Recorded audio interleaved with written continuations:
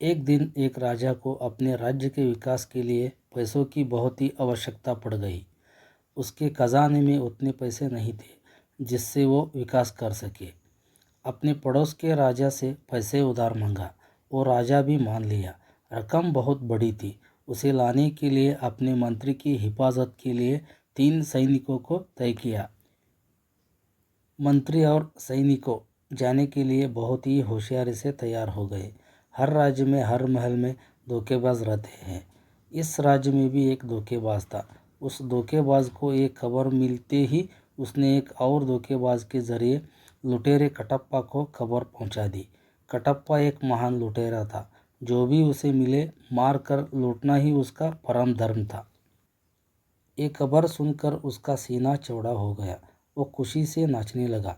कटप्पा सारी जानकारी इकट्ठी कर ली थी कि पड़ोस के राज्य से इतनी बड़ी रकम लाने जा रहा वो मंत्री कौन है, उसकी हिफाजत के लिए साथ कौन कौन जा रहे हैं, और ये पता कर लिया किस समय मंत्री घर से निकल रहे हैं। अपने साथियों को लेकर जंगल के रास्ते में जाकर खड़ा हो गया। मंत्री और उनके सैनिक आने की सूचना मिली तो जोर से उन सब लोगों पर हमला किया और उनके हथियार छीन लिया। उनके कपड़े और आभूषण खुलवा के उन सब लोगों को एक पेड़ से बांध लिया। कटप्पा मंत्री के लिबास पहना और अपने 3 अंगरक्षक को कपड़े पहनाए। कटप्पा खुद वो पड़ोस के राजा के पास जाकर वो बड़ी रकम हड़पने की योजना बनाई। कटप्पा को उसके दिमाग में एक विचार घूमने लगा कि अगर मैं पड़ोस के राजा के पास जाकर मैं ही वो मंत्री हूँ बोलकर रकम ले सकता हूँ, लेकिन वो राजा हो, कोई मंत्री हो, कोई निशान के तौर पर कुछ रसीदी मांगा तो। वो सोच में पड़ गया। खुद तो पढ़ना लिखना नहीं जानता, अनपढ़ हूँ, दस्तखत करना नहीं आता।